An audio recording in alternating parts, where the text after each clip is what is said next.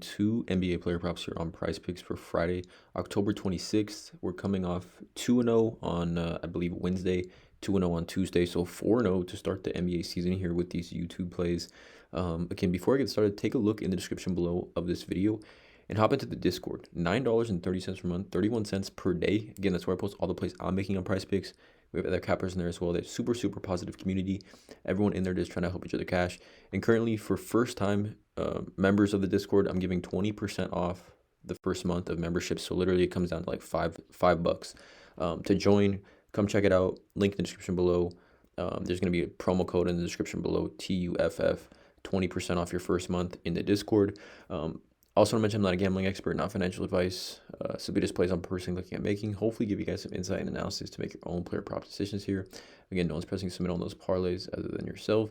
But also I want to talk about daily grind fantasy, you guys.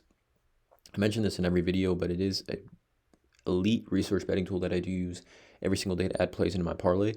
They do all the hard work for you, specifically with the DFS optimizer here. There's a link in the description below of this video as well. You can use promo code TUFF and get 25% off your first month over at Daily Grind. But like, for example, because like sports books don't offer fantasy score lines, like Ashton Jainty under 33.5 is a 64.3% odds to hit, right? It gives us these line discrepancies based on his rushing attempts, yards, touchdown, receiving yards on Bovada. His fantasy score line should be at 27.8 on this sports book. Again, because these books don't offer fantasy score lines, it shows us the discrepancy between 27.8 and 33.5, what it is on PrizePicks. So a 64.31% odds to hit. This updates in real time, you guys. Every sport that is on PrizePicks is on here, as well as underdog, parlay, play, better picks, sleeper, etc. Like I said, link in the description below. Promo code TUFF to sign up, get you 25% off your first month over at Daily Grind Fantasy with the DFS optimizer, middling tools, fantasy scores, etc. Again, elite research tool that I do use on a regular basis.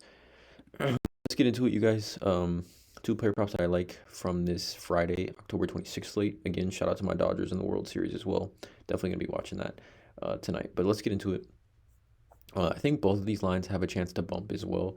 But yeah, let's go. So first play is going to be Onyeka Okongwu over 26.5 fantasy score here.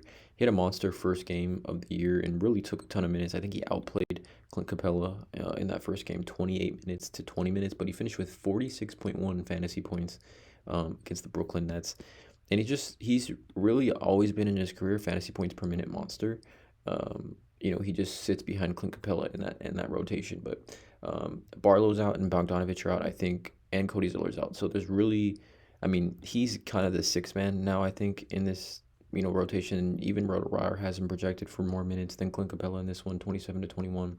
But if we look at Onyeka, like I said, per 36-minute monster his whole career, like in that one or first game of the year against Brooklyn, 46.1 fantasy points, 28 minutes, 28 points, 8 rebounds, 1 assist, and 3 blocks, 2 turnovers, 11 for 12 from the field.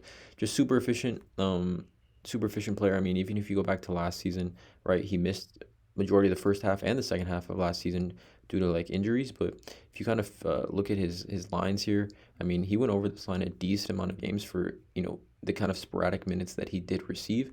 And again, like I said, per 36-minute type of player that he is, in his career, he's a 14.8 points per game, 10 rebounds, 1.9 blocks. So pretty much 14, 10, and 2 per 36-minute type of player. And again, I'm not projecting him to get 36 minutes tonight, but it kind of goes to show you when he does get minutes, he can be extremely effective. Now, if we look at his hit rate last season at home, when he did see 27-plus minutes, over this line in 8 of 10, averaging 31.7 fantasy points. Even if we filter this to even if we break down this minutes filter to let's just say 25 minutes, over a 9 of 12. Or sorry, let's break this down to 25 minutes. Yeah, over a 9 of 12, averaging 30.8 fantasy points. 75% hit rate, over 20 plus fantasy points in every single game, giving us a super high floor for this one. Considering his hit rate at home, I think he definitely favors playing at home, obviously, compared to, home versus away splits. But then we also look at, kind of these game logs for Onyeka last season when he played 25 plus minutes at home. Like I said, the hit rate in 9 of 12 games, right? FanDuel, this is the, scoring comparison is FanDuel here to PrizePicks. And this game, like I said, 21 is the lowest fantasy score output he had last season. Um, and some of these games were without Clint Capella, by the way. Like, so keep that in mind as well. But if we look at kind of what type of line we would need from Onyeka in this one to cash this line, and we're looking at like 26.8 here against Orlando, 15 almost zero point 0.9 fantasy points per minute, average 33.3 fantasy points per 36 minutes. And then we just saw, like I said, we just saw what Alperen Sengun was able to do to Charlotte. Alperen Sengun, really the only center for Charlotte. I mean, for Houston, put up 66.1 fantasy, went absolutely crazy, 25, 18, 5, 4, 1 block, 3 turnovers, 10 for 22. I mean, just absolute dominant performance. And even going back to last season, Charlotte was a landmine for centers. We knew this. Centers for Charlotte was like the most profitable matchup if you were in the NBA, player prop betting last season. I mean, this is literally just from February on, like this, not even showing the first half of the season. This is literally from February to the end of the year. Absolutely monster performances. I mean, we saw Bruno Fernando, the backup center. Again, Onyeka did not play this game. Bruno Fernando for Atlanta, same matchup versus Charlotte at home, 39.7 fantasy points. So again, Charlotte pretty much has the same team. You can see these types of games that some of these centers had. I mean, Bruno Fernando here again, 27.9 fantasy. Right, that would clear the over on this line. 6 points, 12 rebounds, an assist, a block, and a steal. Just seems like a low line for Onyeka. I think he's making that jump this season. Again, he outplayed in a close game for Atlanta. A close game versus Brooklyn. He outplayed Clint Capella 28-20. A lot for him here. I think this is also a low line considering, come back from injury. Ja Morant, when we talk about the type of player that he is, this is a super low line. I mean, going back to last season, we had seen this at 45.5. When he was fully healthy, no restrictions or anything like that, this line was close to 50. Sometimes I know in the playoffs a couple years ago, this line was at 50 plus. So at 39.5 is value. He played 28 minutes at Utah. And had 43 fantasy points, 22, 5, and 10. Only took 12 shots. I'm expecting him to be a little bit more aggressive tonight. He had 4 fouls in that one, and I do think his minutes will increase here in this one a little bit, considering how well he played in 28 minutes. And again, no Jaren Jackson Jr. as well, so just giving him even more usage.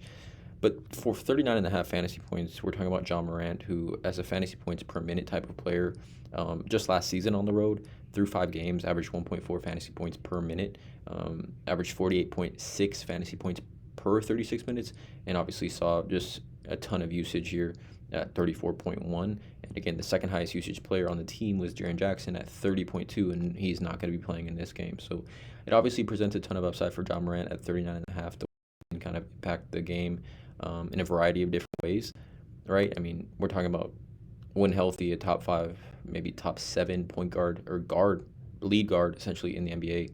But last season, right, when he came back from that shoulder injury, or when he came back from the suspension, he only played nine games last season.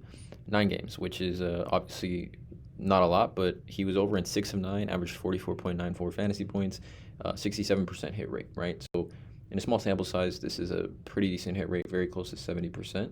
But then we look at what LaMelo Ball was just able to do versus Charlotte. I mean, LaMelo Ball, a lead guard, 64.1 fantasy point. What we saw what LaMelo Ball was going to do against Houston, 64.1 fantasy, right? 34, 8, and 11 was pretty much doing whatever he wanted on the floor. And again, they're definitely 2 different styles of play, but we're talking about lead guards. I know Houston plays a ton of man coverage. They like to switch everything.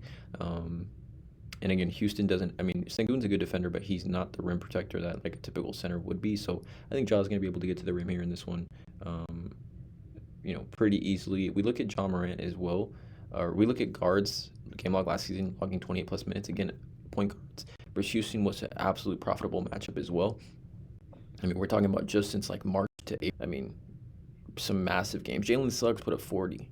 Scoot Henderson 51. Delano Banton, saw both these teams get into even crazy minutes. I mean, he had 44.9, which is, again, I could see him hitting 31 minutes tonight, and he had 71.8, showing us the type of fantasy points per minute upside that he does have, 49, 4, and 8.